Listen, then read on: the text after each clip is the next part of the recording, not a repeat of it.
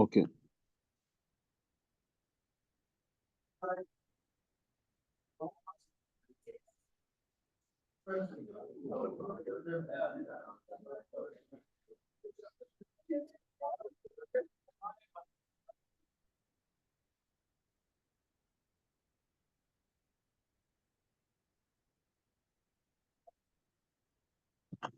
Okay. Good morning, class.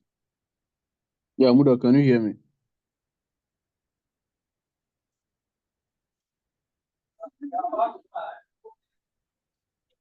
Yeah, can you hear me? Yes, Doc. We can hear you Okay. clearly. Okay. Thank you very much. So today we are going to start a new topic.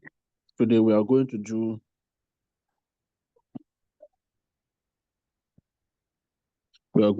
production theory and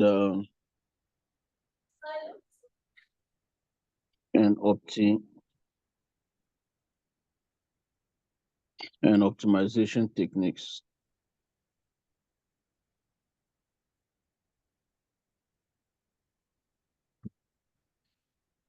Okay. So last week we were looking at demand and supply. In fact, last week we used last week to conclude demand and supply, and today we are going to start a new topic. And today's topic we are looking at issues on production. We are looking at issues on production theory. And last week we were talking about purchasing the good. When you have high income, your demand is also high. When you don't have income,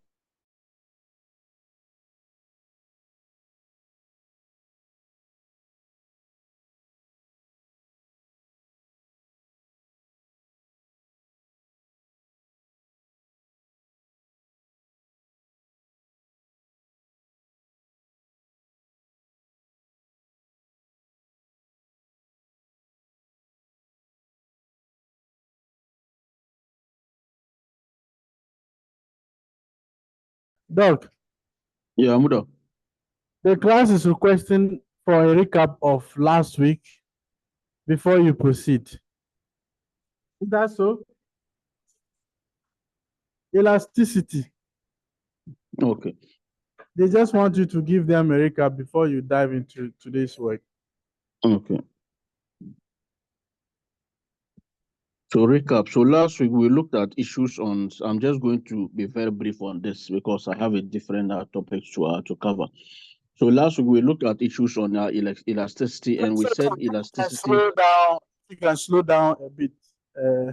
It will help. And we said elasticity is looking at what the degree. We said elasticity is looking at the degree of what of responsiveness. So by elasticity, we are looking at the degrees of responsiveness of what of quantity. Okay, of quantity to changes in what in price.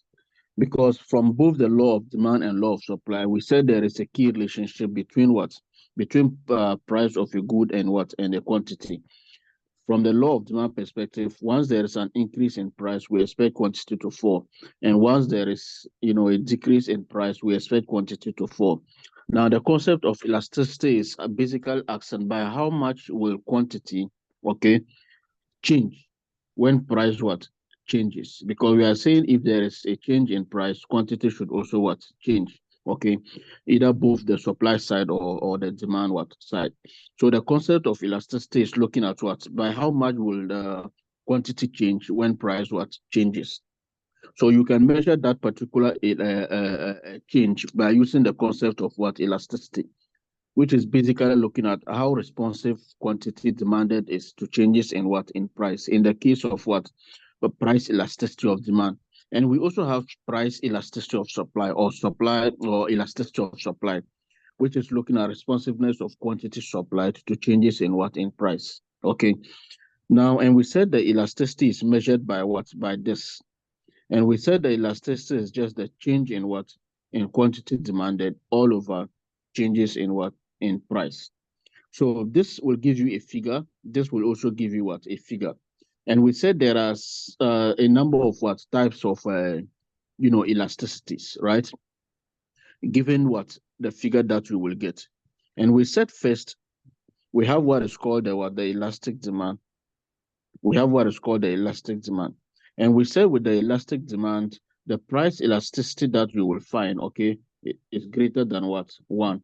Which means that if you have this as the numerator, okay, and you have this as the denominator, if this result is greater than 1, it means that the numerator, which is what the percentage change in quantity demanded, is more than the percentage change in what? In price. So in this particular case, changes in this particular case, changes in quantity demanded, okay, will be more, percentage change in quantity demanded will be more than what? Percentage change in price, which means that if you increase price by 1%, quantity demanded will increase by what? By more than what? 1%. Okay. And we said diagrammatically, if you have something like this, remember quantity here, price here. So we have our what? Our quantity here, price here. If price is increased by a small margin, what will happen to quantity demanded?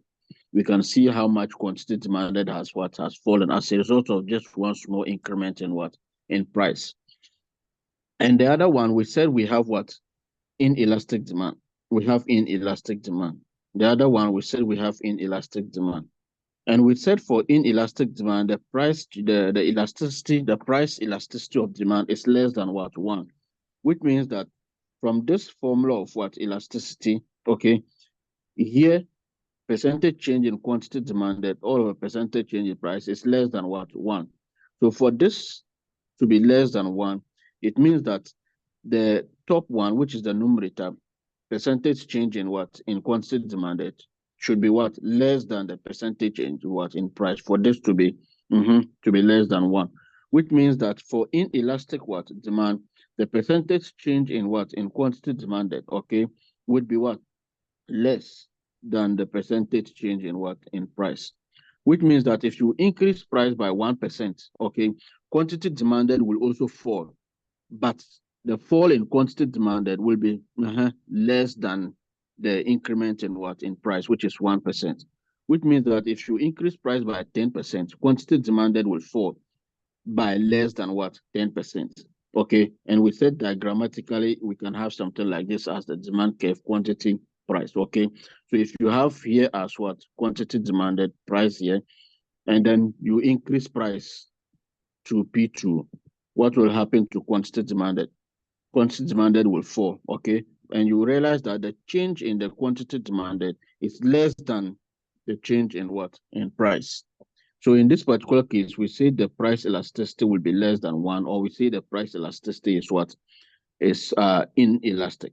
And we also mention of what? The third one, which is the unitary elastic. Unitary elastic. And we say for the unitary elastic, the percentage change in, for the unitary elastic, the percentage change in what? In quantity demanded, okay, is equal to the percentage change in what? In price. Which means that the elasticity that we are calculating as the percentage change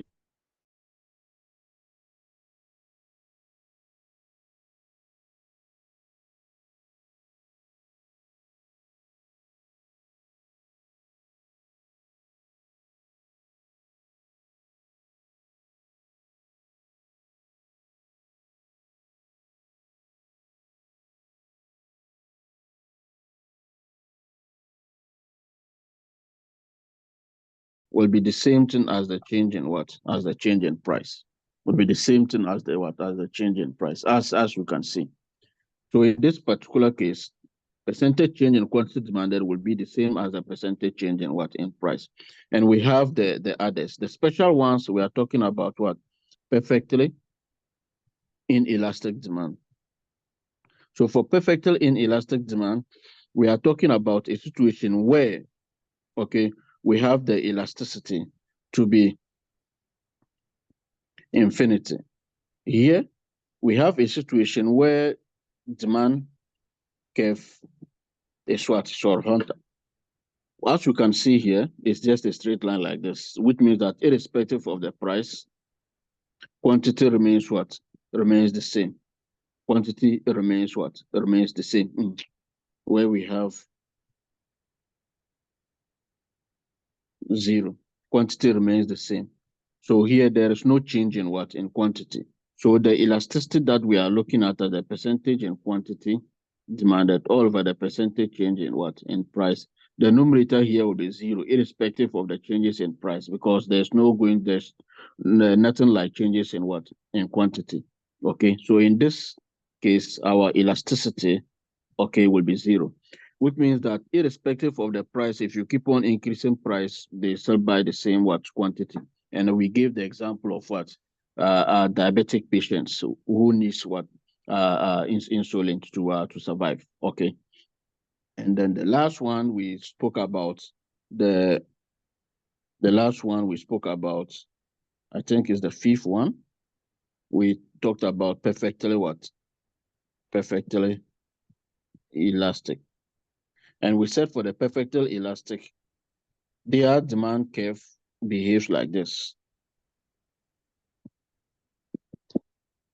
In this case, price remains what? Fixed, as quantity keeps on what? Changing. Okay, so when you pick the elasticity as the percentage change in quantity demanded all over the percentage change in what? In price. Price as the denominator remains what? Fixed. It remains fixed. It remains what? Unchanged. So the percentage change will be 0. Quantity will be changing. So the overall effect will be an what? An infinite what?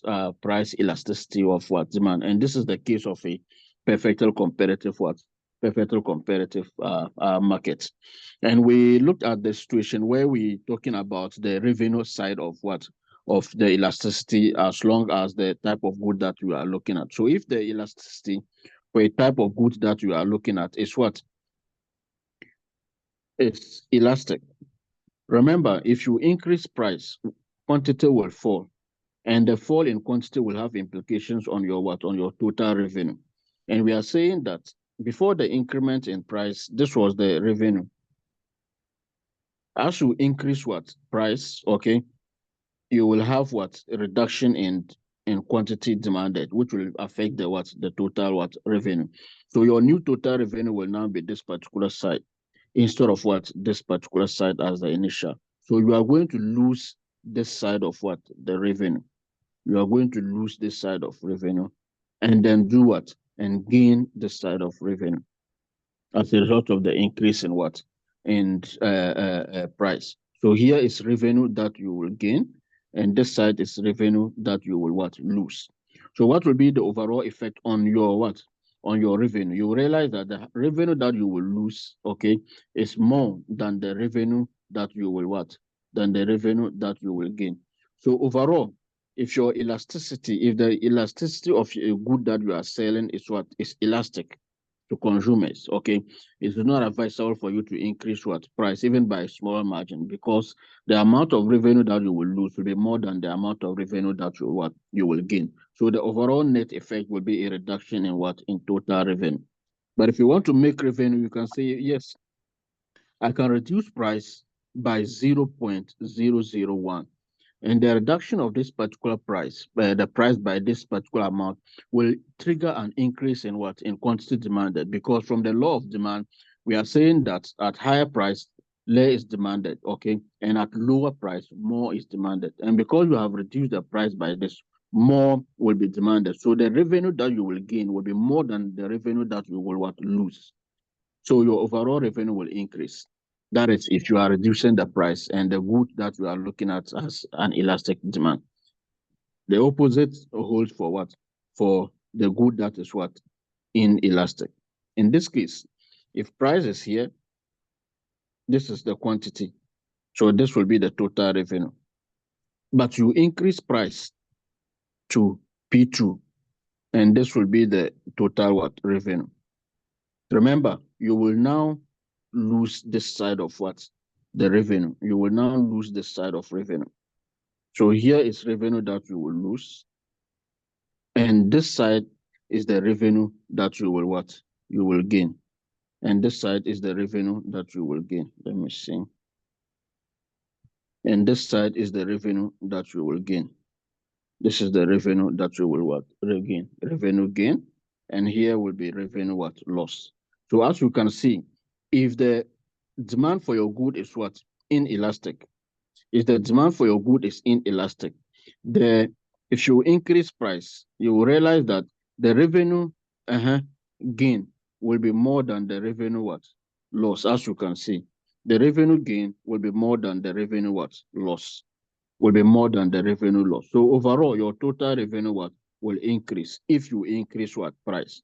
But if the good that we are looking at is elastic, overall revenue will what? Will fall if you increase what? If you increase price. If you increase price. So here an increase in price will lead to decrease in what? In total revenue. But for the elastic demand, an increase in what? In price will lead to increase in what? In total revenue, will lead to increase in total revenue. For unitary elastic, you will realize that yes, if price was P1, here will give you the same total revenue, okay? And you increase price to what? To P2, then your total revenue will change here. How much you have gained as a total, as changes in what? In revenue will be this particular side. So this is the revenue what? Gain, and how much you will lose is this particular side. And how much you will lose is this particular side, because you are now shifting to a new what? Quantity. So this side is the revenue that you will lose. What is the net effect on total revenue? You realize that the revenue that you will gain, okay, will be the same as the revenue that you will lose. So total revenue will remain what? Unchanged. So if you increase price and the product that you are looking at has unitary elastic, total revenue will remain what? Will remain unchanged. So there will be no effect on what? On total revenue. Even if you decrease price, total revenue will still remain what? Unchanged, because the percentage change in what? In quantity demanded is the same as the percentage change in what? In price, as the percentage change in price. Now for the perfectly inelastic, yes, the revenue was here at price what? P1. So this is total revenue. Now you have decided to increase price to P2. Then the revenue will what? Will increase again. So this is now the new revenue. This is the new revenue compared to what? To the old revenue here. You will realize that the total revenue will what? Revenue gain is this particular section. And then revenue loss will be what? Will be zero. Have they lost any revenue? No. Because irrespective of the price, they still buy. They do not reduce what? They do not change quantity. So you will not lose any revenue, and you will still be increasing what? Revenue. So for goods that are perfectly inelastic, an increase in what? In price will lead to increase in total revenue. And you will note that revenue loss will be what? Will be zero, because there wouldn't be changes in what? In quantity. There wouldn't be changes in quantity. And the last part that we are looking at is the perfectly elastic. So if the product is perfectly elastic, as you can see, quantity was Q1 when price was what? P1. In this case, if you increase price by 0.001 to P2, no one will buy. Quantity will be what? Will be zero. So in this case, your total revenue will be zero. So if the product for your good is perfectly what? Elastic, and you increase price by 0.0000001%, it will trigger overall loss in revenue. No one will buy. So your product will be what? Will be boycotted. So this is the situation for a perfect competitive market. Later, we'll be looking at this particular case, because here price is determined by the market. So the amount that you will sell your product is the same for all what? For all sellers. So you do not have to change your price. So you should know the revenue dynamics of what? The elasticity dynamics of your product, because it is critical in determining whether or not you will have higher revenue or lower revenue. So you increase or decrease the price for the goods that you are selling. So today's lecture, we are going to look at production function. I hope this is clear. This is a good recap. So let's look at production. Let's look at production theory. So let's look at production theory. Now, we are looking at a situation where we have demand and supply, we looked at a situation where we already assume the product exists and that people buy or sell at a particular given price. Now, for today's lecture, we are looking at the production side of it, and we are saying that before you produce a good, and we will say maybe a good or a commodity. So we will be using a good or a commodity interchangeably.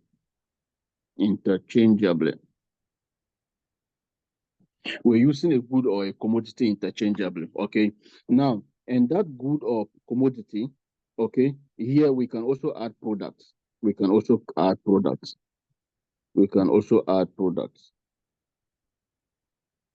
So we will be using the same terminology throughout. Okay. Now, the good or a commodity or a product, in production functions or going forward, we'll be representing it by what? By Q, as we did in the previous one. And we are saying that before a particular product is being produced, okay, there should be a combination of certain factors that are used in the production of what? A particular good, because a good do not, come from heaven. You need to, combine certain inputs, okay, to be able to what? To produce. And that particular good that we are producing, okay, it's also called what? An output. It's also called an output.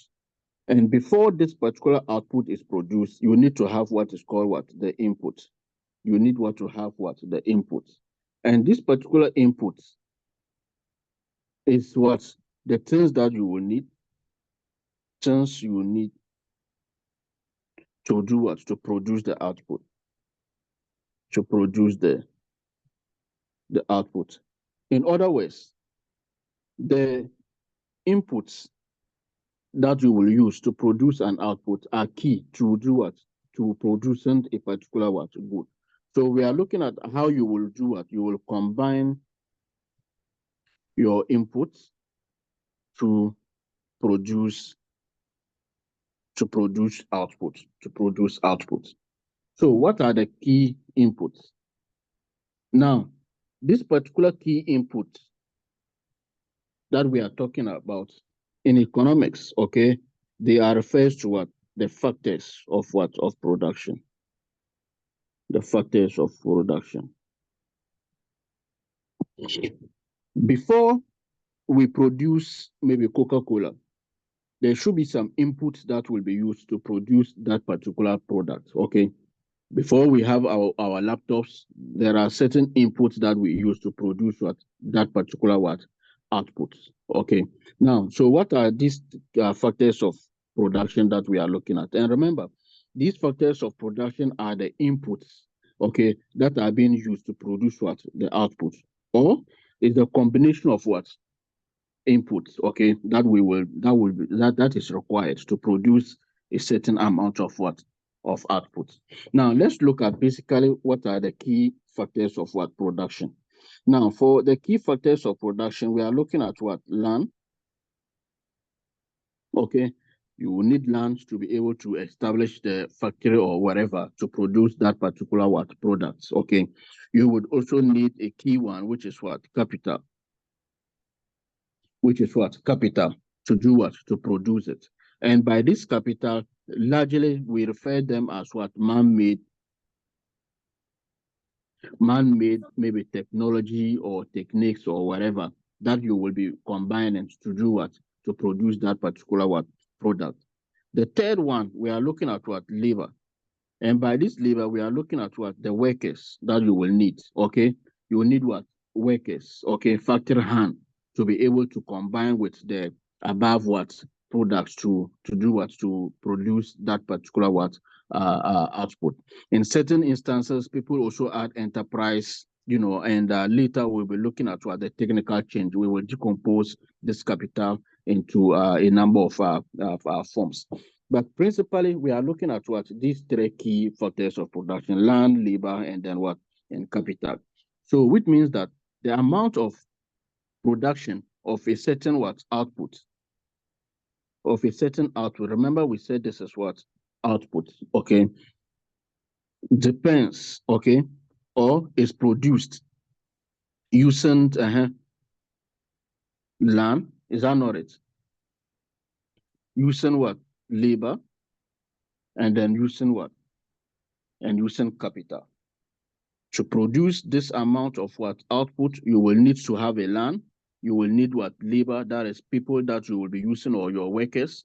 And you also need to combine with certain amount of capital, all man-made equipment or machinery that you will be using to produce that particular good. They are all factored into this input, which is what?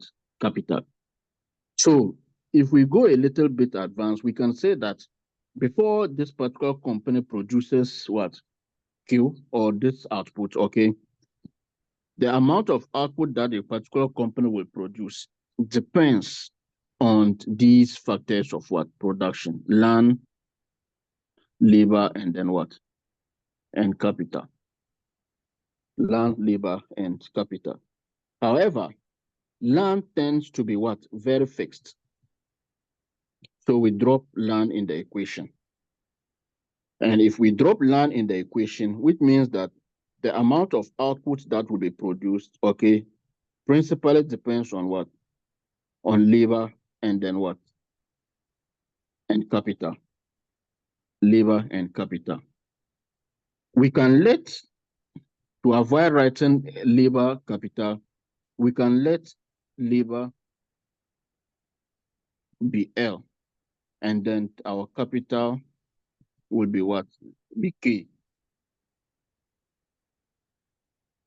So here we can simply say that the amount of output that you will produce depends on what? Capital, and then what? And labor. Depends on capital and labor. Depends on capital and labor. What we have done is to show that how much output that will be produced, okay, depends on the combination of these two key inputs, capital, and then what? And labor. So this is the production, and these are what? The inputs that you will use to produce it. You will realize that there is a link, okay, between how much is being produced and what inputs are required to do what? To produce that particular output. The link that connects output to input or factors of production. Remember, we said the inputs are what? Factors of production. So the link that connects output to input, or that connects input to what? To output. That particular link is called the production function. So that particular link, so the link, okay, between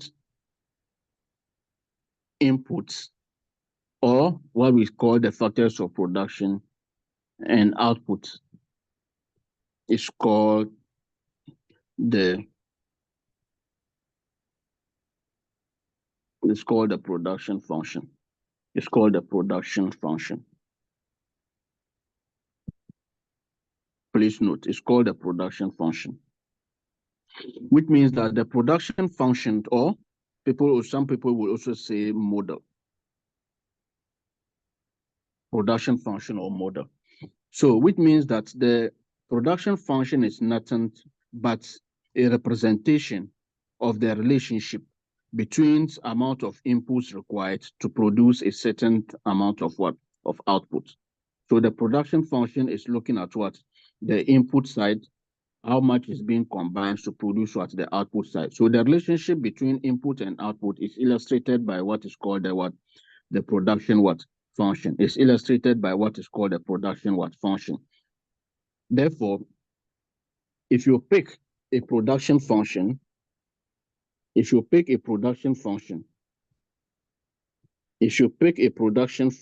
this is production.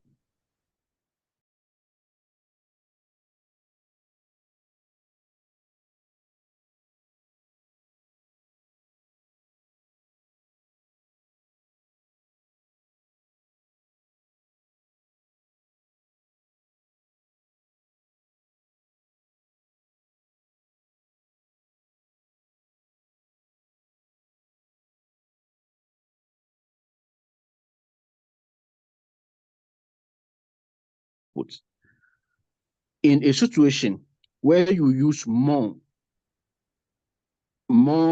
capital, and less labor to produce the output, which means that your production process is what? Is capital intensive. Your production process is capital what? Intensive.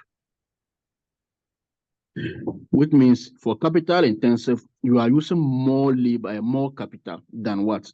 Than labor to produce it. You are using more capital and less labor to produce what? This output. So in this case, we say your production process is what? Is capital intensive because more capital is needed than labor to produce the output.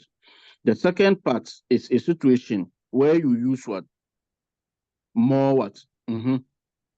Labor, where you use more labor and then less what? Capital to produce the output. So here we say your production process is also what? It's also labor intensive. Your production process is also labor what? It's also labor intensive. It's also labor intensive. So you should know the difference. You should know the difference. Now, a typical production function, okay, like we said, exhibits this form. Let's look at the types of production function. Let's look at the types of production function. Types of production function. The first one that we will be looking at is just a linear production function. So we have a linear production function. The second one, we have another one which is called the Cobb-Douglas production function. Cobb-Douglas production function. The third one, we are looking at the Leontief production function.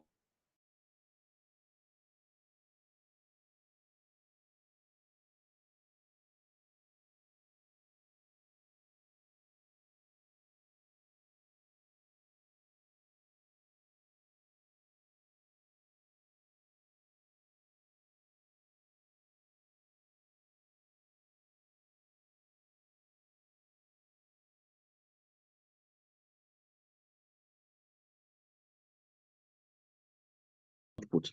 And there are also an instance where you only need capital to produce an output without labor. And there can also be an instance where you need capital, only capital to produce without what? Labor. And the normal one that we know is a combination of what? Of the two to produce a certain amount of what? Output.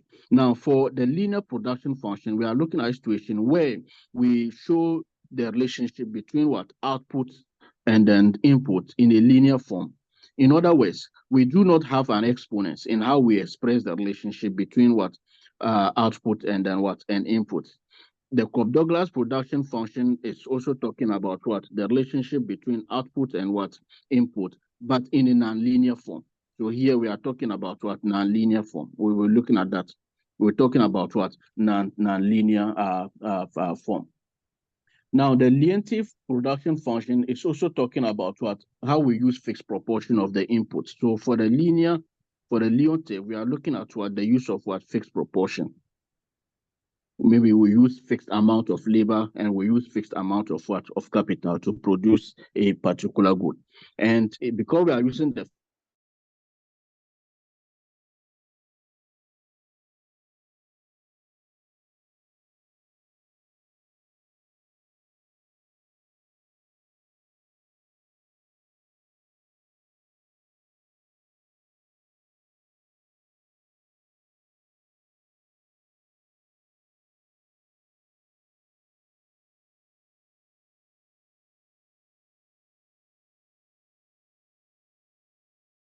one lever to produce this particular good. We are looking at the linear one. We are looking at the linear one. You will need just twice of what? Capital and then labor to produce this particular good.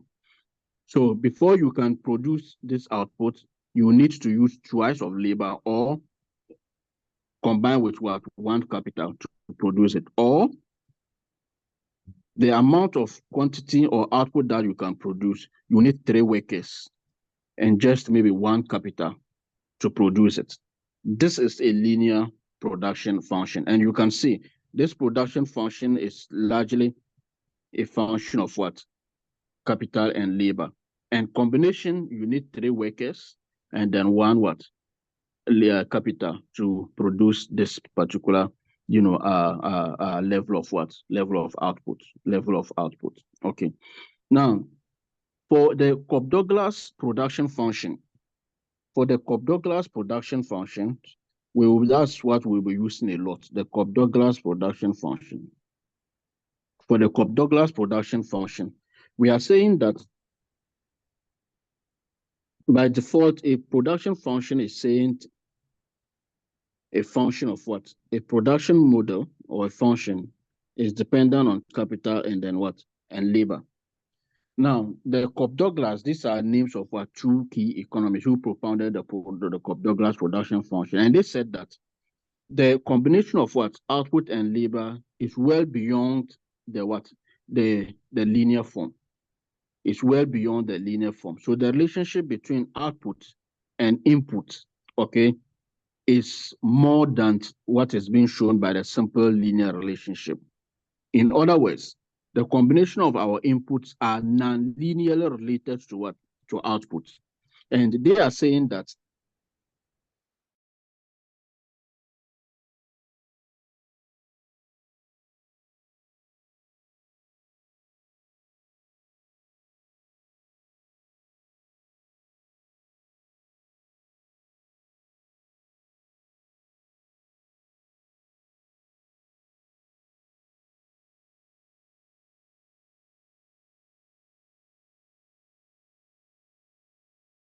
remember, it's what? It's capital, is that not it? The L is what? Labor. The L is labor. So on top of the L, we have the alpha. This is alpha. So let me write it this way. Let me just write. We have alpha. This is alpha. And this alpha is talking about what? The contribution. It's talking about the contribution of what? We can say it's capital to output. It's talking about the contribution of capital to our output. And we also have what? Beta. We also have what? Beta. And this beta is also talking about what? The contribution of what? The contribution of labor to output. The contribution of labor to output. So the Cobb-Douglas production function is expressing the relationship between output and input in a non-linear form, with each input identifying its contribution to output, okay, by the elasticities here. So here is the what? Elasticity, okay, of what? Quantity, which is the alpha. The alpha is representing the elasticity of what? Quantity or output to changes in what? In capital. And which one? Beta is also talking about what? The responsiveness of what? Output or quantity to changes in what? In labor. It will be measured by what? By beta. Now, some key properties are worth noting. Some key properties are worth noting. Now, based on the Cobb-Douglas production function, we are saying that this one alpha, this one beta. Okay, this is just a simple production function. Now, the production function can also be characterized by what? By technical change. By technical change. And this technical change is represented by what? A in the production function. So, which means that our output that we are going to produce does not only depend on what? On capital and labor, but also depends on what? A, where A is the technical change. So when you read deeper in economics, you will find what is called the AK model. So this can also be written to consider the technical change as what? Outputs, okay? As what? A, K, alpha, this one what? Beta. So this is a very basic production, Cobb-Douglas production function. This is a very basic, complete Cobb-Douglas production function, which is taking care of what the capital aspect, the labor aspect, and what technical change, which is normally assumed to be what? To be constant. Now, the key properties that we are interested in this basic form, remember alpha is looking at the contribution of what? Of capital to output. Labor, beta is also looking at the contribution of our labor to what? To output. Now, please note, if you add alpha to beta, okay, these are elasticities. If you add alpha to beta, if alpha plus beta is greater than 1, you will have what is called the increasing returns to scale. You remember, you have what is called the increasing returns to scale.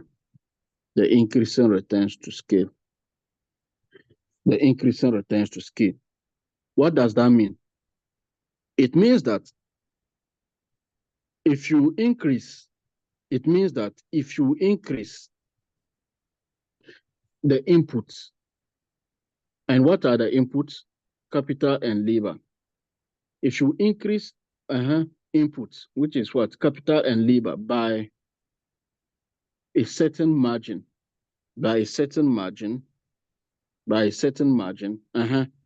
output will increase by more than the change in what? In inputs. Which means that if you increase capital and labor by what? 50%, output will increase by more than what? 50%.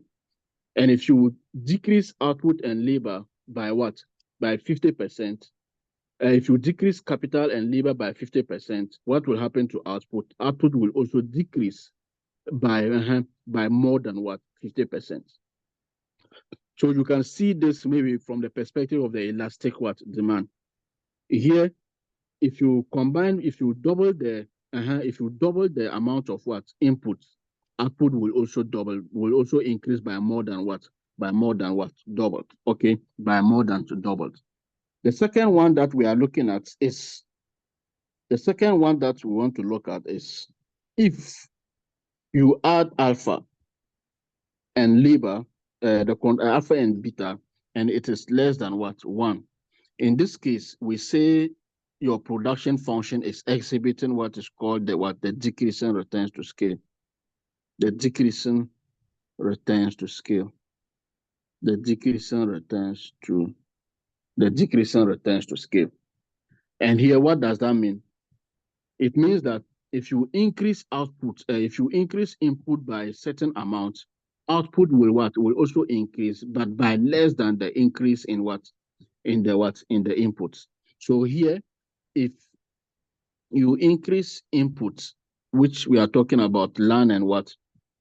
Capital, by a certain amount, okay? Or if you change out inputs by a certain amount, output will also change, but by less than the changes in what? In output. So if capital and labor are increased by a certain amount, okay, output will also what? Increase, but by less than the changes in what? But by less than the changes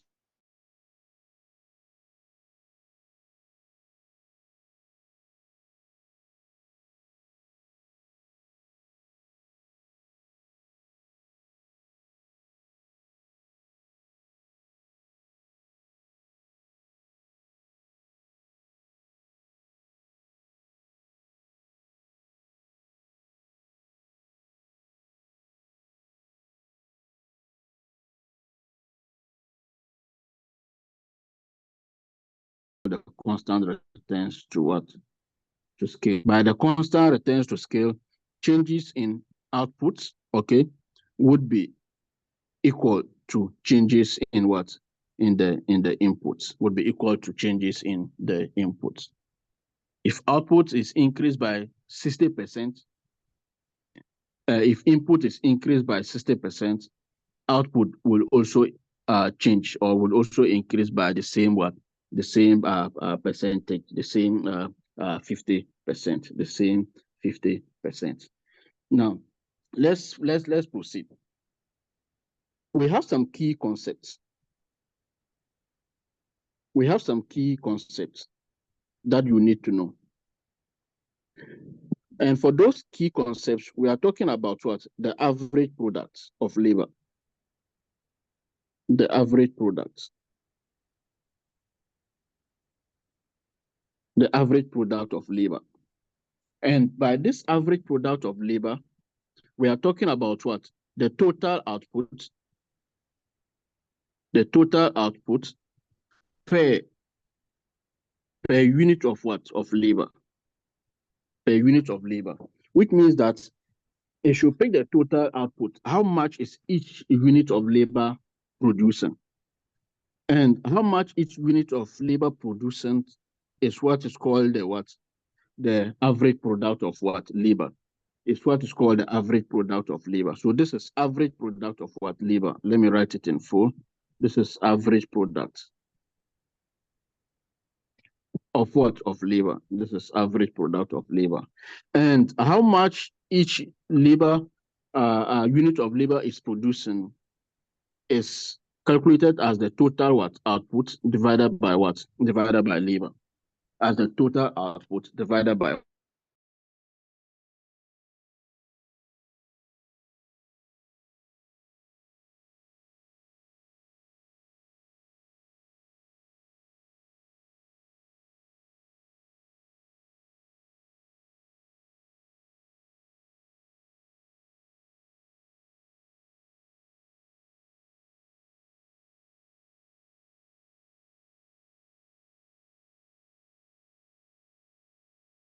it's also called the marginal product.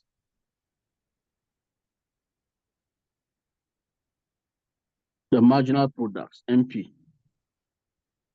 And for the marginal products, we have two things. We have marginal product of what? Of labor, which we will call MPL.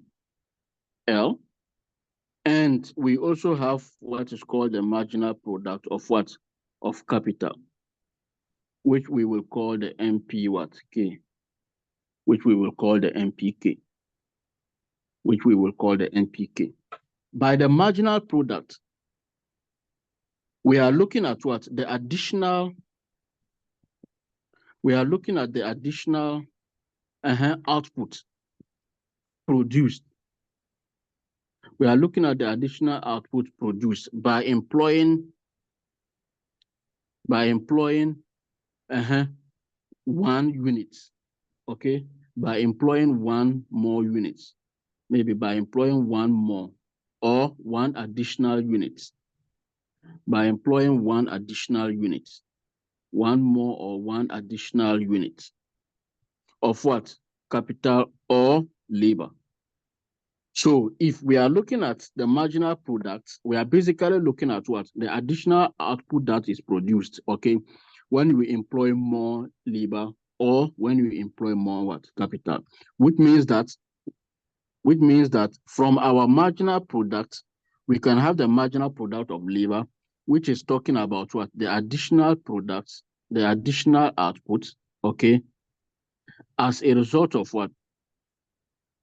As a result of the additional output that we will produce as a result of employing 1 more labor, as a result of what? Employing 1 more unit of what? Of labor. That is what? The marginal product of labor. Now, the second one is the what? Is the marginal product of capital, which is also looking at what? The additional output produced, the additional output produced as a result of what? Employing. As a result of employing, as a result of employing, here is 1 more. as a result of employing one more unit of what? One more unit. In this case, it will be one more unit of what? Of capital. That is the what? That is the marginal product of what? Of capital. That is the marginal product of capital, which means our marginal product of what? Of labor would be changes in what? In output, all over changes in what? In labor. And the marginal product of capital would also be changes in what? Output, all over changes in capital, all over changes in capital, all over changes in capital, all over changes in capital. Okay, now let's go a little bit, deeper. We have marginal concepts. Marginal concepts, okay, can be characterized, can be illustrated, can be illustrated, can be illustrated using the, who can tell me? Using the concepts, marginal terms or marginal concepts can be illustrated using, calculus. We are going a little bit deeper. And this calculus, we have two: differentiation, and we also have what? Integration. We are going to consider the first aspect, which is what? Differentiation. Now, by differentiation, we are talking about what? Principally, basically, we are looking at issues on what? The marginal concepts. Now, by differentiation, let's go back in time, okay? Let's go back in time just to illustrate what we want to do. And throughout, we would be using the concept of what differentiation are going forward. Now, let's look at a simple case where you have maybe y. Let's look at a simple case where you have y is equal to maybe say a plus b, okay? A plus b, maybe x raised to the power n, remember. Okay, now here is constant. Here is constant. So the change in constant is what? Is zero. If something is constant, the each change is what? Is zero. For instance, 2, and the next period is also 2. So the change will be what? 0, because current period 2 minus what? Previous period 2, which will be what? 0. So here we will have what? The change. And by what? Differentiation, we have to do what is called what? Differentiate. So you have to differentiate. Please note, to be able to express what? The changes, okay? So we differentiate to express marginal changes. To express marginal changes. To express what? Marginal changes. Now, and to differentiate, it means that what we were talking about, changes in Q, all over changes in what? L, to represent the marginal product of what? Labor, or changes in what? Q, all over changes in what? K, to represent marginal product of capital. We can represent this one as, instead of saying what? Change in Q, we can represent this change as D, so dQ. Here, dL, there's this change in L will also be what? dL. In this particular case too, for the marginal product of capital, we are also replacing the change here by what? By D. So dQ all over what? D what? dK. This dQ all over dL is the same as the marginal product of what? Labor. And dQ all over dK is also the same thing as the marginal product of what? Of capital. So from today going, if I write dQ dL, it means marginal product of labor. If I write dQ dK, it also means marginal product of what? Capital, which is basically the same concept that we are looking at. But these ones are done maybe with during undergrad.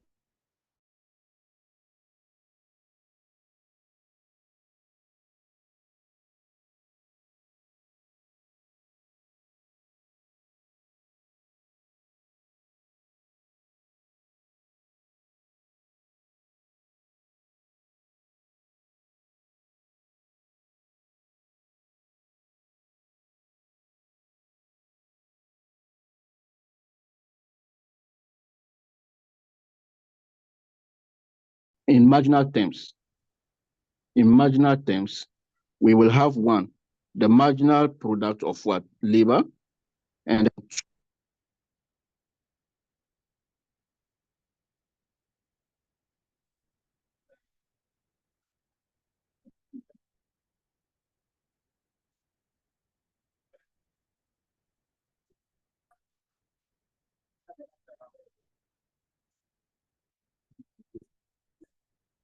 Doc, we can't hear you. yeah. So to express this, Your screen is not also visible. okay. Okay, let me just give me a few.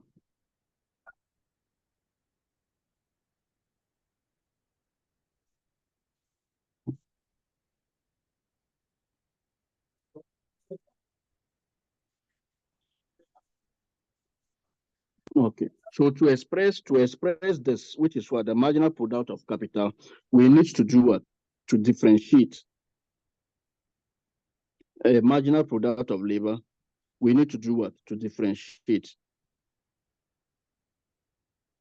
We need to do what? Differentiate. What are we differentiating? Output, which is what? Q. With respect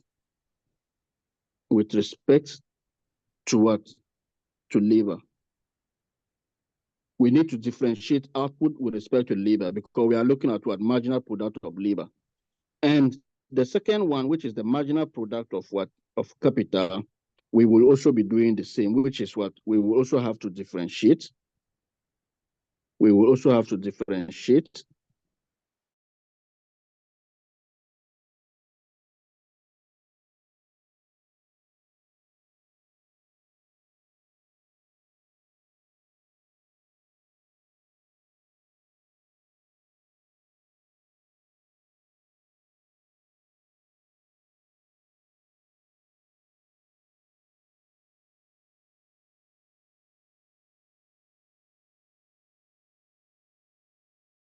This, we have to bring, you can first of all assume here is 0. There is nothing here.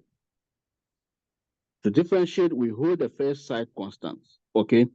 So to differentiate this, we have to bring this particular n, which is the exponent, first, and then deduct 1 from the exponent, which means that if you have a production function like this, the marginal product of capital would be the decay, which is what? You bring this n here. The exponents, you bring it here. This particular k will still stand. Here will be what?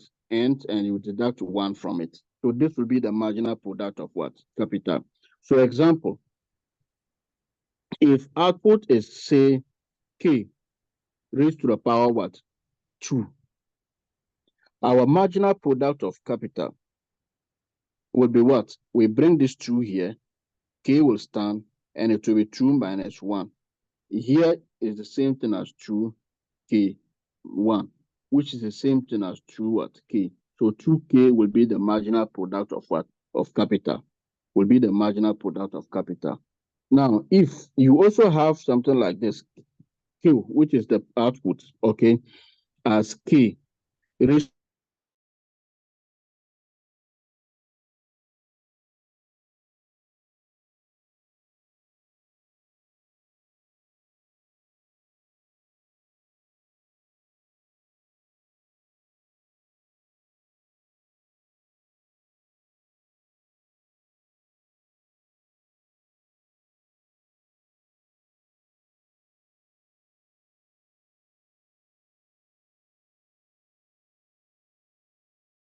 one will be what? 1, which is the same thing as what?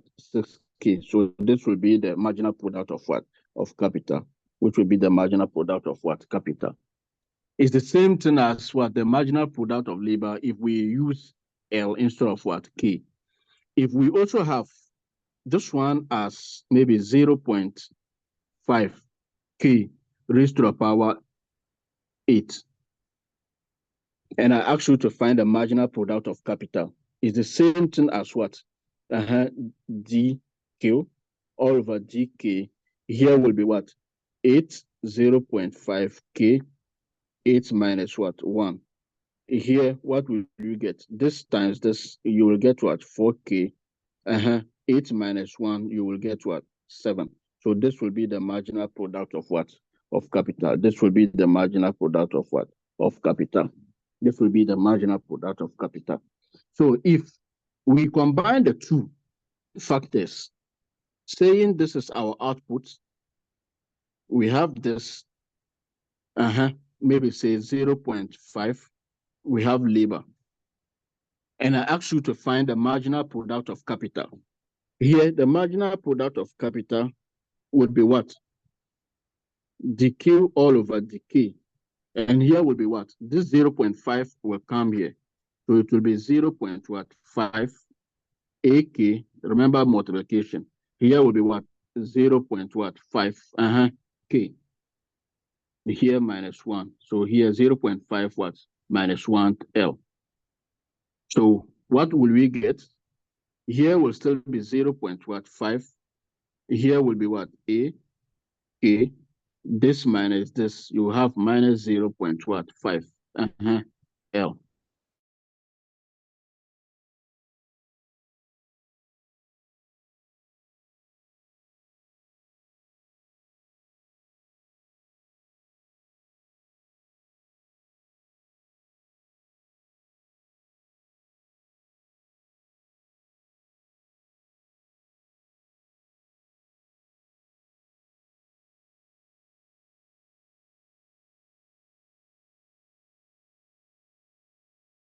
That particular one.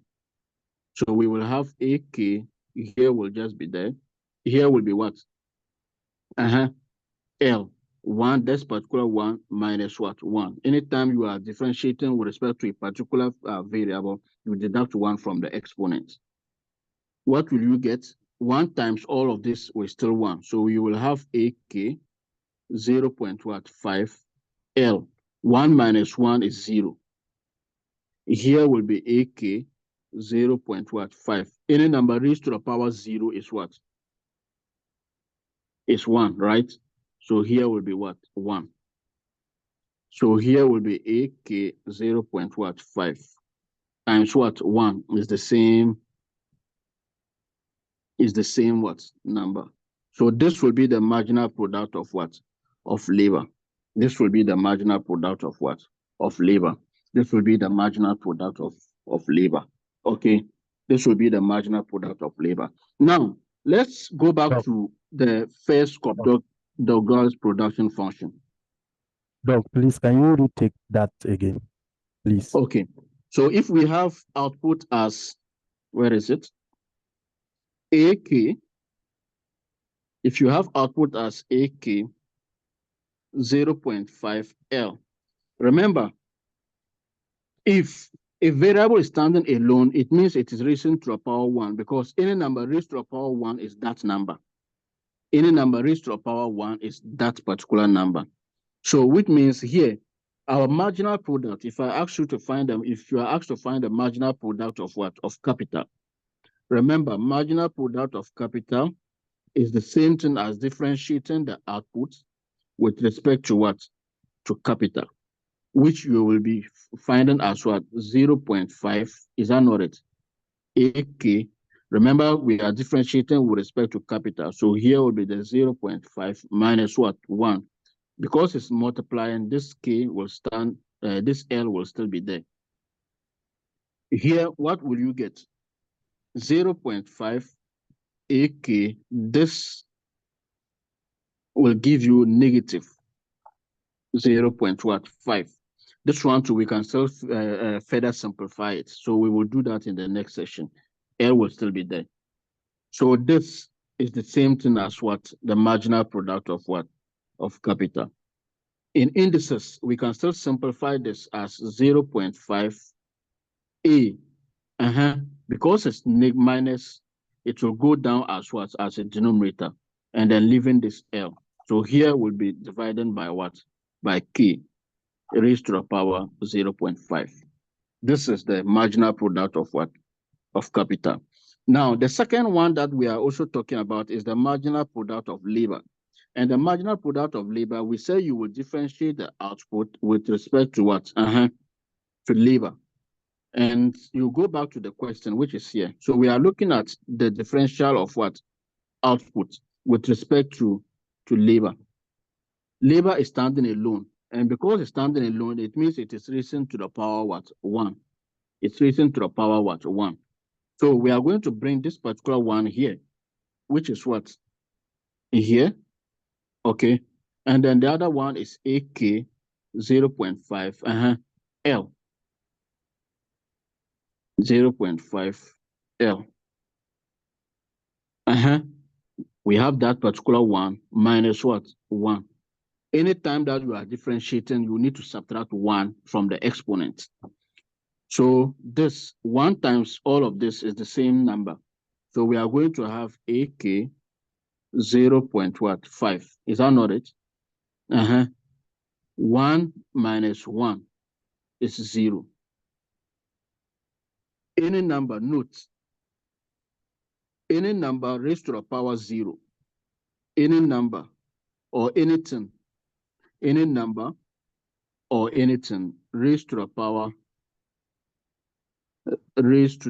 0 is what? Is 1. Is 1. Or anything raised to the power 0 is 1. So even if we write Muda raised to the power 0, Muda becomes 1.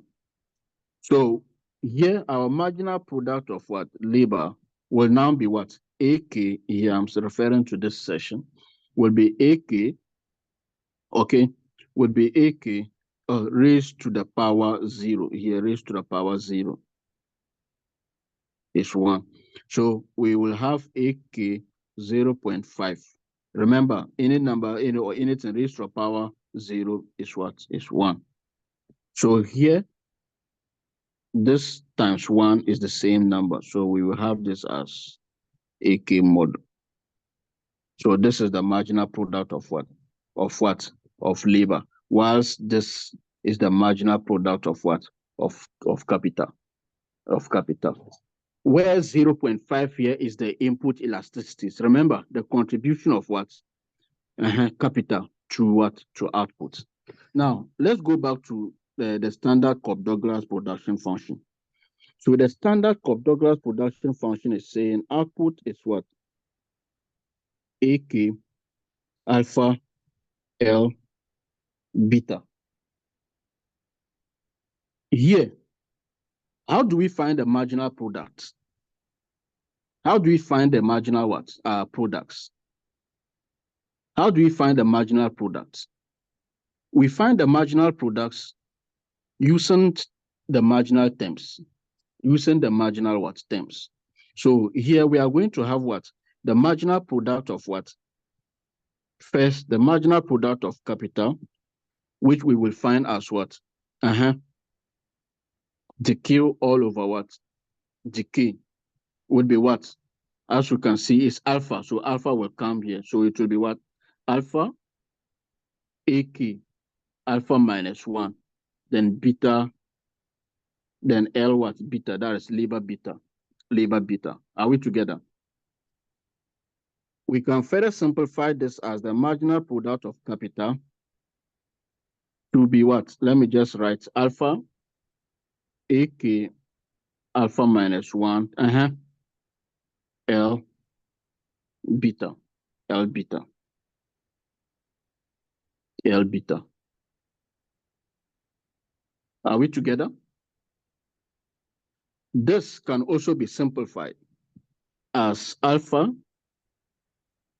AK alpha L beta divided by, please note, here is K, and then here is what? Alpha minus what? 1. So based on our law of indices, we can divide by what? By K, which is what? Capital. Because if you send this capital to across the what? The division line, it becomes what? Minus what? 1, because it's capital. It is capital what? Capital. Okay. So this particular marginal product of what? Capital, okay, can also be expressed as alpha, this one, K alpha, L beta. What can you note? You will see that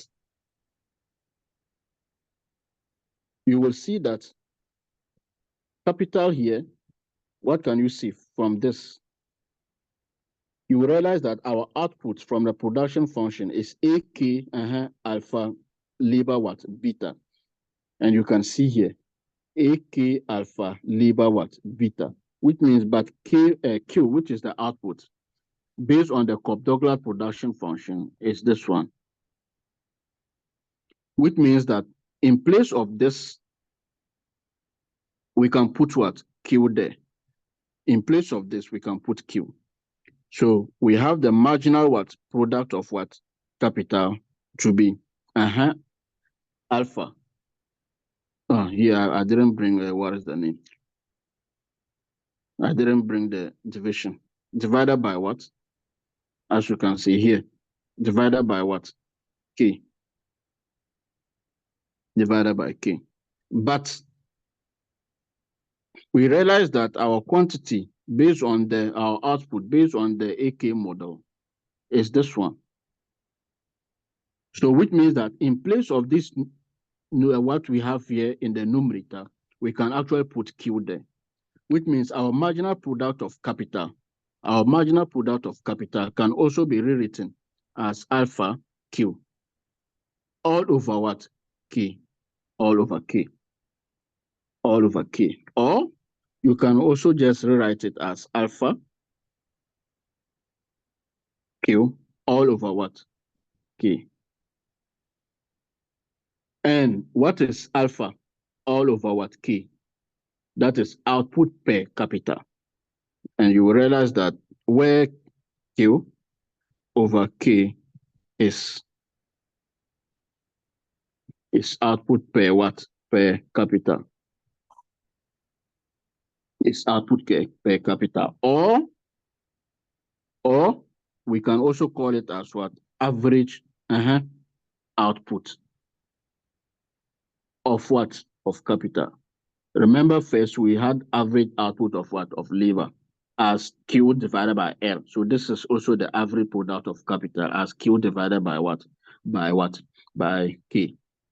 So this is the marginal product of capital, which is the same thing as the GP, the Q what? GP. Now let's look at the second side of it. Let's look at the second side. And the second side is what? The marginal product of what? Of labor. So in marginal product of what? Of labor would also be the Q all over what? GL. And DP, let me just bring the... Down it. Okay, so quantity or output is given as what? Still back to the Cobb-Douglas production function. Alpha. Sir, please slow down. Okay. Sir, we are fast. Please slow down. Okay, thank you. So we have a Cobb-Douglas production function as what? AKL, and we have the input elasticities. We have finished doing the marginal product of capital. Now let's look at the second one, which is the marginal product of labor. And the marginal product of labor is the same thing as what? The Q all over what? The L. Which means that we have to differentiate output with respect to what? To labor. We have to differentiate output with respect to labor, which means that the extra output that we are going to get as a result of increasing labor. Yes, sir. Yes, sir. Or more generally. Sir. Yes, sir. Yes, I can hear you. I beg if you can slow down small. It's like you're running. Okay. So we have changes in what? Output. As a result of changes in what? In labor. Is the marginal product of what? Labor. Which means how much will output change when you change labor by a certain amount? That is the marginal product, or the extra output that you will produce as a firm when you increase labor by a certain amount. Yes.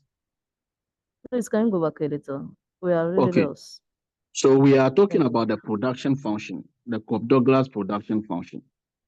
And we said the Cobb-Douglas production function is basically talking about the relationship between input and output, expressed non-linearly, as we saw in the previous sessions. And here we are talking about the marginal concept. By how much will output change when you change labor by a certain amount, or by how much will output change when you change capital by a certain amount? And we said that the marginal product of capital is measuring that amount of changes in what? In output as a result of changes in what? In capital. And we said after solving it, we found it to be this or this one. Okay. And we also said that we have the labor side of it. By how much will output change when you change labor by a certain amount? That one is denoted by what is called the marginal product of what? Of labor. And the marginal product of labor is talking about how changes in labor will affect changes in what? In output. Okay, so we use the marginal concept to do that. Specifically, we have to differentiate the output with respect to what? To labor, to be able to arrive at the marginal product of what? Of labor. Okay, now, in this particular case that we are looking at the marginal concept, we finished looking at the marginal product of labor. The second one is the marginal product of capital. The second one is the marginal product of what? Labor. So yes, we are also going to differentiate the output function with respect to labor. This is the exponent, which is the beta, showing the contribution of labor to capital. Alpha is the contribution of capital to what? To output. Okay, but our consideration is on what? Labor side. So to differentiate it, remember the key concept. You bring the exponent to the front. So here will be what? dq dl, which means changes in what? Output as a result of changes in labor is equal to the beta that we have here, then AK, I'm still just writing this one, then beta. Remember, anytime you are differentiating with respect to a particular variable, you deduct what? 1 from it, so minus 1. Minus 1. Okay, so here, the marginal product of labor is this one. And this one, you can further write this one as what? As beta AK alpha L. Remember, here can also be written as beta. Because it's minus 1, it means that the L's are true. So by law of indices, you can divide here by what? By L. You can divide here by what? L. You can divide here by L. Okay. It's the same thing as if you have something like this. Y is equal to A N all over. Okay, A N minus 1. This is the same thing as Y is equal to A N divided by A. Divided by A. It's the same thing. It's the same thing. So this one can also be written, as you can see, based on the production function. You realize that our Q here will be what? Remember the Q that we had here is AK alpha beta labor what? Beta. So AK alpha labor what? Beta, which is the same thing as here. So in place of here, we can actually put what? The Q to simplify the equation. So if we put Q into this marginal product of labor function, we are going to have the marginal product of labor, which is the same thing as what? as beta. Remember the whole thing is what? Is Q. So here will be Q divided by what? L. You can also rewrite this as beta, okay? Q divided by what? L. And what is Q divided by L? Remember we saw it. That is the average product of what? Of labor. It is also called the labor productivity. That is output per worker. So where, please note, where Q over L is the average product of what? Labor, which is measuring what is called the labor productivity. Labor productivity or output per worker. Output per worker. Output per worker. So this is the marginal product of labor. And we saw the average, the marginal product of capital too. Now, there is one particular thing that you need to know. Please note that for the production function, we are talking about the combination of what? Input, which is capital and labor, to produce what? Output. There can be an instant where you will have to substitute labor for what? For capital. Or an instant where you need to also substitute capital for what? For labor. And the substitution of capital for labor or capital or labor for capital is called the marginal rate of what? Technical substitution. So we have what is called the marginal rate of technical substitution. Please note the marginal rate. Marginal rate of technical substitution. Marginal rate of technical substitution, which is marginal rate of technical substitution. And what does that mean? The marginal rate of technical substitution is talking about what? The substitution of what? The substitution. The substitution of what? Inputs in the production process. The substitution of inputs in the production what? Process. So basically, by the marginal product of marginal rate of technical substitution, we are talking about what? Substitution of what? We are talking about substitution. So instead of input, we are talking about substitution of labor, okay, for capital. Or it can also be substitution of what? It can also be substitution of what? Capital for labor. You can reduce capital and then add more labor. Or you reduce what? Labor and add more what? Capital. The substitution of one input for the other is called the marginal rate of what? Technical substitution. Yes, you have a question. So I wanted to find out, with regards to marginal proportion of labor, is it always that labor should be, with regards to the marginal propensity of labor, marginal product of labor, part of labor, yes. Is it always that the labor should be beta minus 1? Yes, that's what I'm saying. Anytime you are differentiating here, it's not only a marginal product of labor. Anytime you are differentiating, that is what we're doing here. That is what we're doing here. Anytime you are differentiating, you have to subtract 1 from the exponents. So let me take this one once again and you see. For instance, if we have y is equal to x, if you have y is equal to x raised to the power what? N. And you are asked to find the changes in y as a result of changes in x. It is simply dy dx. Those who did elective maths are happy. It is simply dy dx, which is what? You bring this n here in front, which is what we have brought here, and it's multiplication. So this x will still be there. The n here will still be there, but you have to deduct 1 from that particular n. So this is what you should be doing for each factor. So if I have, for instance, y is equal to 2x3 plus 2x2 plus x. dy, if I ask you to find dy dx, it will be what? You just using this.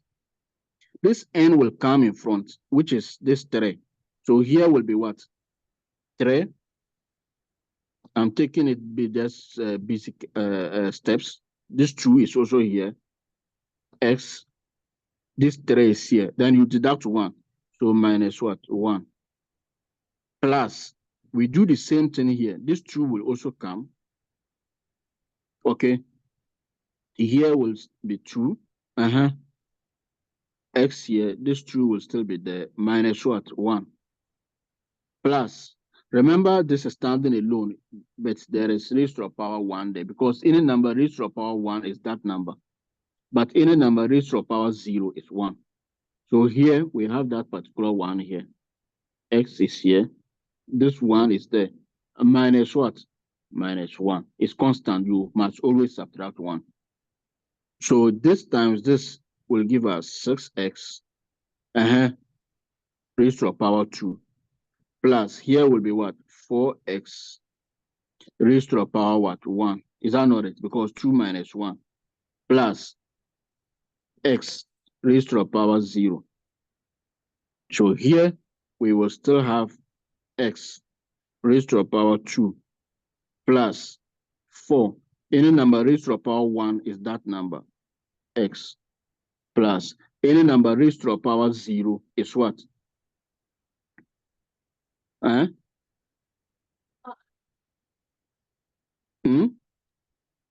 I just said it. 1. It's what? It's 1. So this is our dy dx. So it's the same principle that we have been applying. It's the same principle that we have been applying. It's the same principle that we have been applying. So let's look at the marginal rate of our technical substitution. Let's proceed. So we are looking at the marginal rate of technical substitution. And I said the marginal rate of technical substitution, we can substitute what?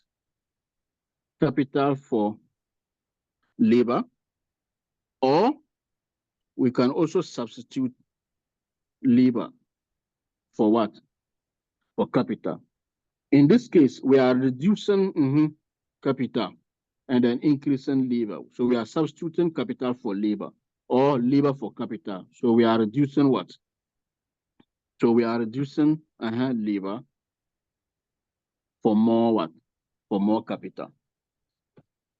Now, the marginal rate of technical substitution is talking about what? The substitution that is occurring between the two inputs to be able to produce a certain number of output. It is possible that you don't need more workers, but you need more machines to produce a particular,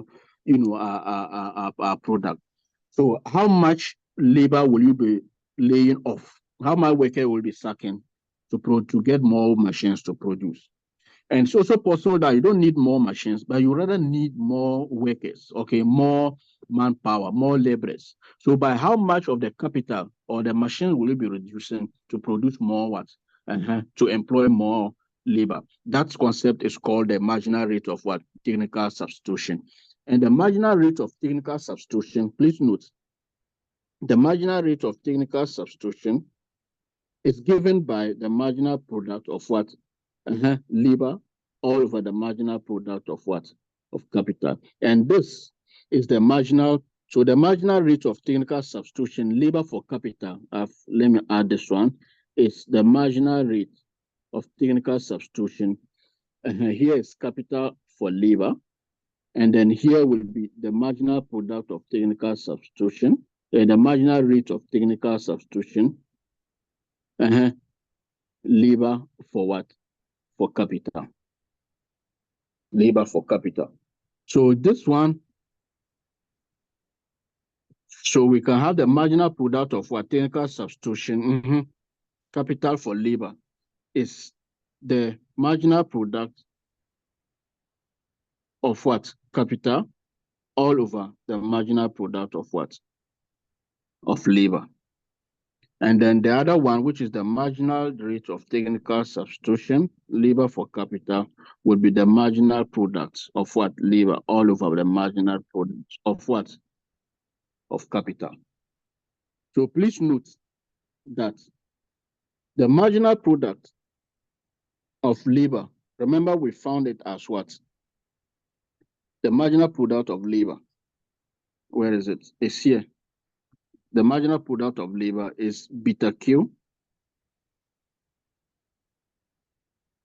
all over what? L. And the marginal product of capital was alpha, where is it? Remember we found that one too? It's here. It's here. Alpha Q all over what? K. Alpha Q. Alpha Q all over what? All over K. Alpha Q all over K. So the marginal product, please note, the marginal product of what? The marginal rate of technical substitution. Capital for labor. The first one, capital for labor, is equal to, as you can see, marginal product, capital all over marginal product of what? Of labor. So what will we get? We are going to have alpha Q all over L, all over K, divided by marginal product of what? Of labor. And marginal product of labor is what? Beta Q all over what? All over what is here? All over L. So when you proceed, we are going to have the marginal product, the marginal rate of technical substitution, labor, capital for labor, as what? Let me just rewrite this one. K divided by beta. So this would be what? Alpha Q all over what? K times. So you reverse it. Because we are multiplying, L will now become the numerator. So here will be times what? L all over what? Beta Q. So what will you get? Q here will cancel Q here. So we are going to have what? Alpha all over what? Capital. Times labor all over what? Beta. So when you rearrange the terms,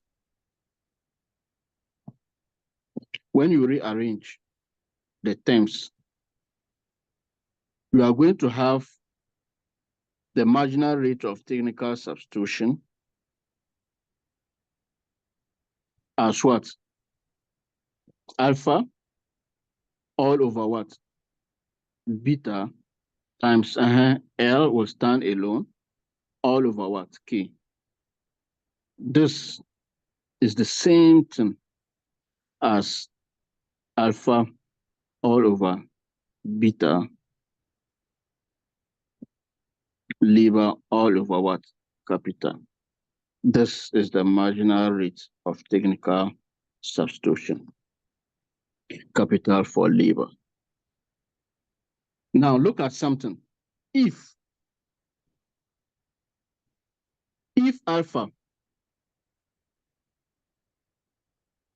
alpha, please note, let's play with this. If alpha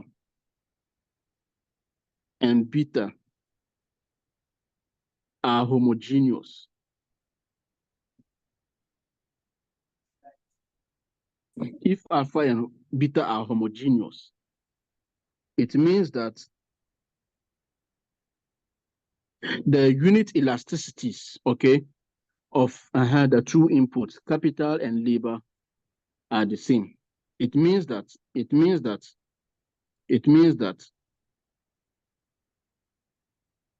alpha is the same thing as what? Beta, which means the contribution of capital to output is the same as the contribution of what? Labor to what? To output. So if alpha and beta are homogeneous, it means that the marginal rate of technical substitution, capital for labor, is the same as what? We have alpha here, we have beta here, we have what? Labor here, we have capital here. So if they are homogeneous, it means that alpha is the same as what? Beta. So if alpha is the same as beta, then it means our marginal rate of technical substitution, capital for labor, will be the same thing as what? Would be the same thing as what? Remember, if this and this are the same, here will be 1. So it will be 1 labor all over what? Capital. And if they are the same thing, it also means it's the same thing as what? Labor all over what? Capital. So please note that if the input elasticities are homogeneous, the marginal rate of technical substitution is just the labor per capita. So this is the same thing as what? Labor per capita. This is the same thing as labor per capita. Is this L divided by K, which is the same thing as what? Labor per capita. Labor per capita. So please note, if the input elasticities are the same, okay, marginal rate of technical substitution, capital for labor, is the same thing as what? L over what? K. The same thing applies to the marginal rate of technical substitution. The same thing applies to the marginal rate of technical substitution, labor for capital. Remember, in this case, it will be the marginal product of what? Labor all over the marginal product of what? Capital. And we found the marginal product of what? Labor to be what? What was the marginal product of labor? It's here. BQ over L. BQ, beta Q all over L, which is the marginal product of what? Labor. And then the marginal product of capital, we found it to be what? Alpha. I think it was alpha K over L. Let me just check.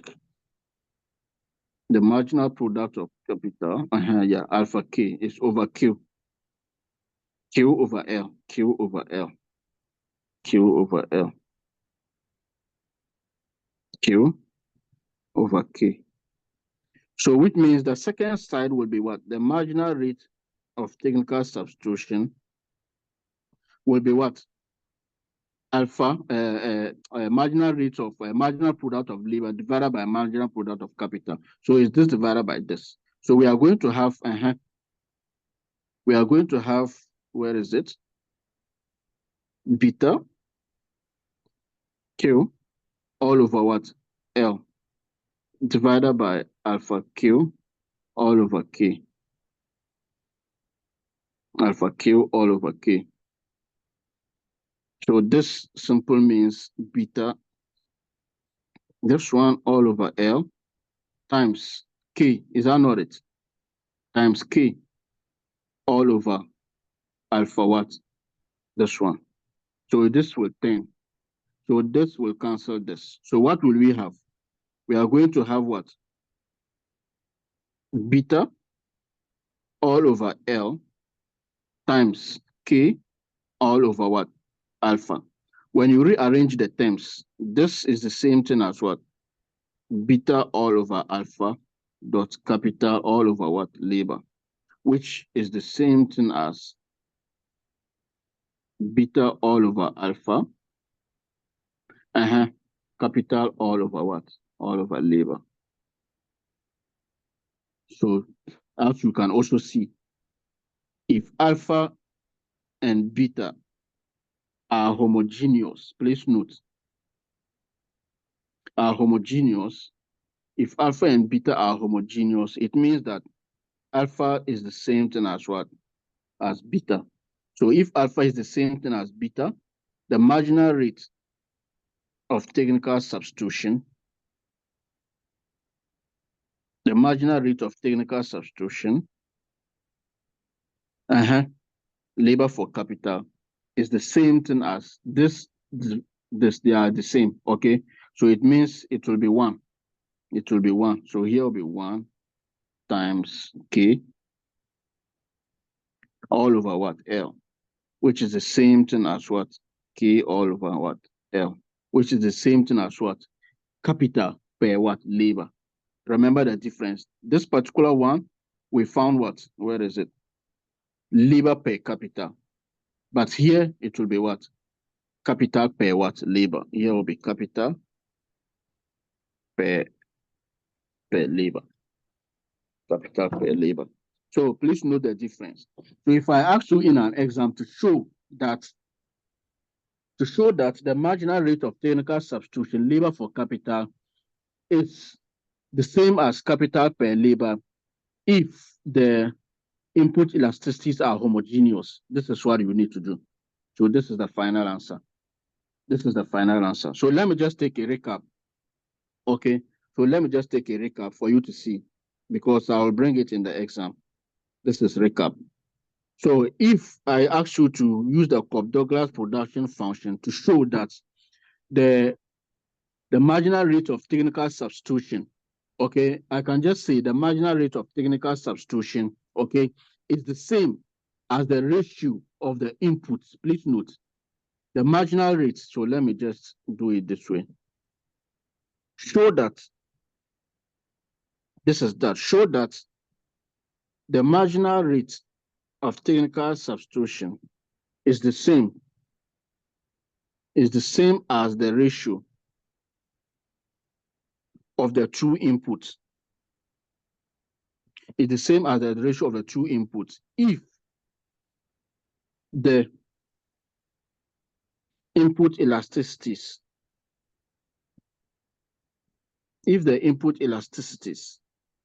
are homogeneous. If the input elasticities are homogeneous, that is what we have done. So how do you show that? It's what we have done using the Cobb-Douglas production function. So we will have AK, alpha, L, beta, right? So first we need to know the marginal product of labor, the marginal product of what? Capital. And so you will know that the marginal rate of technical substitution, here I didn't say whether output capital for labor or labor for capital, so you can use any one. So you will know that the marginal product rate of technical substitution is the same as what? Marginal product of maybe say capital all over marginal product of what? Of labor. Okay, so you need to find this, you need to find this. It's as simple as that. So here we will have what? Marginal product of what?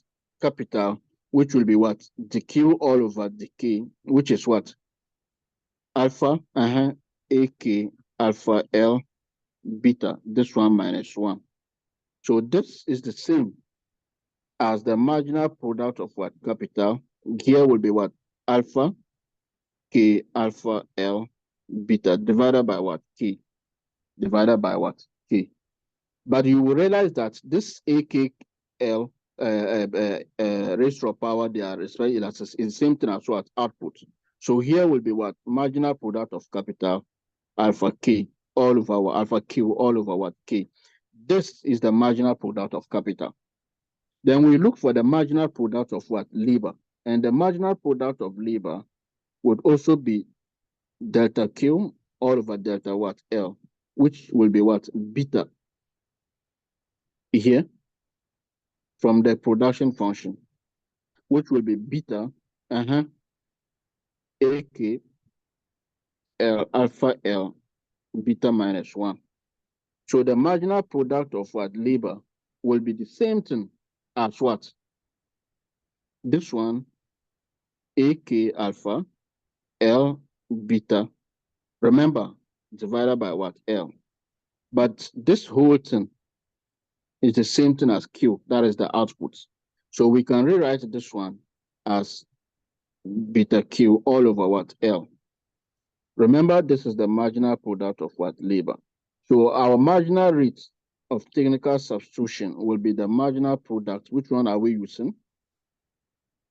Capital all over what? Labor. So capital all over what? The marginal product of labor. I'm just giving you a recap. So here will be what? What is the marginal product of capital? We found it here. Alpha Q all over what? K divided by the marginal product of labor, and we found it to be beta Q all over what? L. So here we will have what? This all over K times L all over beta Q. This will cancel this. So we are going to have what? Alpha all over K times L all over what? Beta. So if we group like terms, okay, we group the input elasticities on one side and the output and the input itself on the other side. So if you group elasticities, we are going to have alpha over what? Over beta. And you will have what? Labor all over what? Capital. Remember, the question is saying what? So this is the marginal rate of technical substitution. This is the marginal rate of technical substitution. Remember, the question is saying that you should show that the marginal rate of technical substitution is the same as the ratio of the two input. And by ratio, it's either capital divided by labor or labor divided by what? Capital. It's the same as the ratio of the two inputs if the input elasticities. And what are the input elasticities? Alpha and what? Beta. If the input elasticities are homogeneous, and by being homogeneous, it means alpha is the same as beta. Alpha and beta are the same. So in economics, if you hear something saying homogeneous, it means the same. So if the input elasticities are the same. So the question is saying that they are homogeneous. And by showing the concept of homogeneity, X, beta alpha, alpha and beta are homogeneous. And if alpha and beta are homogeneous, it means alpha is the same as what? As beta. Or the difference between alpha and beta will be 0. So if they are homogeneous, it means this divided by this is the same as 1. So if they are homogeneous, you will realize that the marginal rate of technical substitution, okay, would be what? Here and here would be 1. So they will cancel out, leaving you with what? Labor all over what? All over capital. So as we can see, so we have shown it. So this is what you need to do in an exam should this come. So we have shown it. Any question? Any question? Any question? Any question, class? Okay, Or I you think are there's confused? no question. And we are left with 4 minutes to end. 4 minutes Okay, to 11. We are left with 4 minutes. Okay. So next session. So you will realize that if the production function is exhibiting increasing returns to what? To scale. Remember, by increasing returns to scale, we said alpha plus beta will be more than 1. For decreasing returns to scale, alpha plus beta will be less than what? 0. And for constant returns to scale, alpha plus beta would be equal to what? Would be equal to 1. Now, by being homogeneous, it has implications on the elasticities, okay? And whether it is increasing or decreasing, it will also have implications on the what? On the marginal rate of what? Technical substitution. Next week, we are going to continue from these concepts and illustrate the concept of optimization, okay? And illustrate the concept of what? Optimization and decreasing returns to what? To scale.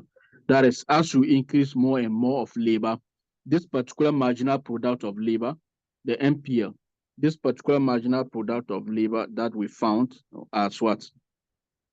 As beta Q all over L, as beta Q all over L should increasingly be decreasing, okay? So with this one, we are talking about what? The diminishing marginal returns, the diminishing marginal returns. So next week we will continue and do more statistics on this by identifying how many units of labor that you will need to optimize your output. So next week we'll be adding more, to this. So we are just beginning with some of the key concepts. Any question? No. Any question? All right. So I think there's no question, Doc. There's no question. Class, any question?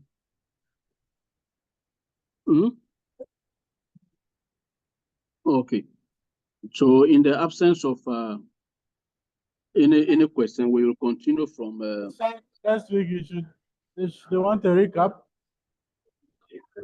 No, we are lacking behind. That is why I'm a bit faster today. But I've not even reached where I wanted us to reach.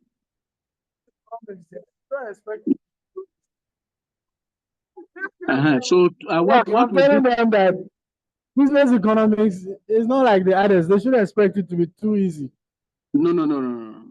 Hey, they have to put on extra effort. No. You have to put on extra effort, yeah. It's not like the others. So, Doc, please advise them so that they will know how to catch up. Yes, you have to study. All the materials are given. So today's what is the name? What we did today, you can find it in the book. And maybe in submitting the notes, I will add the page numbers where you can find these things there. But they are all in the book. And please, you don't have to wait last minute to start studying. Otherwise, you will be shocked. Okay. Hello, Doc. Yes, I can hear you. Doc, we need to have a rare feeling of you. When I will see you? You will see me very soon. I'm here. You can see me. I'm using video. Doc, will you send the slide with us? Yes. We want to shake hands. We want to shake hands. And the working that you just did. Okay, so let me business economics. So, Doc, get today and fly down to Ghana. Huh? I said you should get today and fly down to Ghana. Yeah. I'll come. Okay, so I will send it immediately after this class. In the absence of any question, I wish you all the best, and then we'll catch up next week. Thank you so much. Okay. Bye. Okay, bye then. Thank you. Up on the mic.